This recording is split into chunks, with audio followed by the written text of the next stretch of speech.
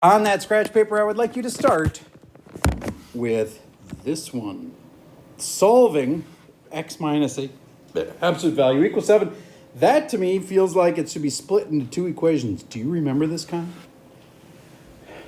This is the part where cell phones need to go away. I understand if you had them up till now, but now they need to go away.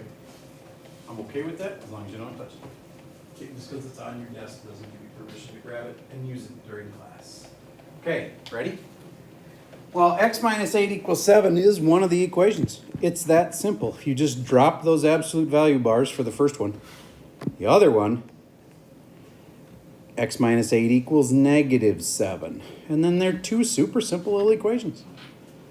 Do you get how that's just two equations to solve? Now you just solve it like, baby equations, which just have one step.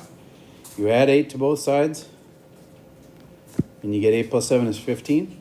Add 8 to both sides, and you get positive 1. How would positive 1 work? Well, look, if I put a 1 in here, 1 minus 8 is negative 7, but the absolute value of that is 7. So that works, and so does 15. Because if you had a 15 right here, you'd have 15 minus 8, which is 7, and absolute value of that is 7. So there's two answers to that kind. All right, let's move on to this kind. This is simplifying. I personally like to break it up into multiple chunks. I personally like to think of it like the 7 over 21, and I factor them. And I go, okay, just looking at the 7 and the 21, I can go 7 over 7 times 3. What? That's called factoring. And my suggestion is if you can factor it, you should. There are 2.0 people in here right now wearing headphones. Please take them off. All right. Thank you. And we're going to go with J. James. Now that I made this into 7 and 7 times 3, what can cancel, Jay? Nope. The 7s. And then there are some x's that are going to cancel also. Watch. XX, XXX. And 2 of them will cancel. Nothing on the top. That's messed up. What's actually on the top then? If there would have been nothing, Miss Wallace, there's a 1. 1 over 3x. Final answer. Okay, so that's another kind. Here's another kind. It's blast from the past. We just made your final, and we were deciding what questions to put on it. We put several factoring questions on it. That's why it's really heavily on basic 20, and the first 20 is factoring. Can you still factor this? Do you remember? It's 2 parentheses. I like to teach it with a 3-step process. First, you figure out what goes here and here. Then you figure out the signs in the middle. And the last thing you do is figure out the end. Factor that, please. Don't say it out loud. You got a question or an answer? Question. Okay, question. Is the final in the whole year or just this semester? Just this semester. Math classes here at the high school are always cumulative by the semester. So you don't have to remember a whole year's worth of stuff. Just the first or the second semester. All right, Truckee, how does it start? What goes in the first 2 spots? X. Yep. X and X, because X times X is X squared. Then you got to think signs. Parker, should it be a plus and a plus, or a minus and a minus, or a plus and a minus? Yep. Because that's the only way to get this number to come out negative. You need a positive number and a negative number to make that negative. All right? And Taylor, what 2 numbers would multiply to 6? You do have several options. It can be, but then here's the problem. If I do 6 and 1, outside makes 1, inside makes 6. That doesn't make a total of 1x. That makes too much. So you quickly realize 6 and 1's out. 3 and 2. Now, it's totally okay to just slap in 3 and 2. You don't have to deeply think about where they should go, because we can just check it quick and see that times that, 3x, that times that, negative 2x. That makes positive x. That's exactly what I wanted. What if it had been the opposite of what I would have wanted? You would have changed both signs. If you ever get the opposite of what you want, you change it. Instead of plus minus, you make it minus plus.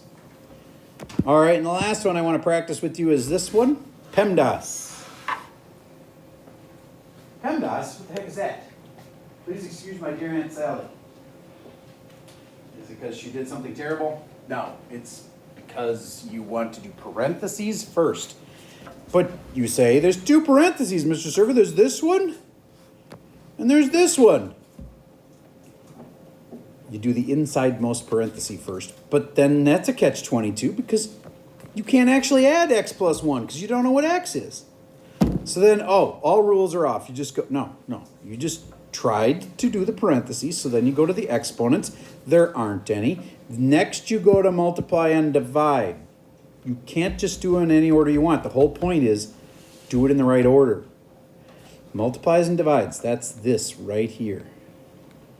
A lot of people will screw that up because of the negative on the 2.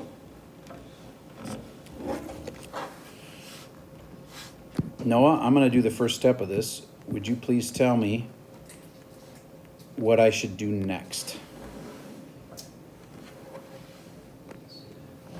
Put parentheses, x and x, and then plus and minus. Okay, I'm a little lost on what, how about this? We're doing parentheses first, you're right about that, but there's only one thing I can put together in the parentheses there.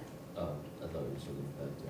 No, we're done with that part. We're on this part. Yeah, subtracts 2 from 4. So you get?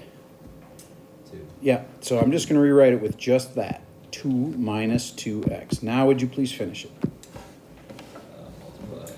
So you get 3 out, so you get 6 minus 6. 6 minus 6x is correct. Now, I actually weirdly would have accepted this as your final answer because I always say if you can factor it, you should. And that's factored form. And I also would have accepted this for your final answer. And I also would have accepted this for your final answer. Why on earth would that last one be right? Because it's factored. Just took a 6 out of both of them. All 3 of those would have been okay answers. All right. So that's some review of the basics that are on the first 20. And I'm going to be giving you the first 20 today on paper. You're going to take it on paper. We'll get it done. We'll get it graded. And then hopefully some of you guys are up to like 17, 18, 19 out of 20. And we may have to take it one more time before we can get everybody to get a decent score on this thing. Then for the rest of the hour, you'll be taking this and I'll be calling people up to talk about their projects. I don't need to talk to everybody, but there's a few people where they've made mistakes in their projects and I need to talk to them. So I'll be grading projects while you're taking this.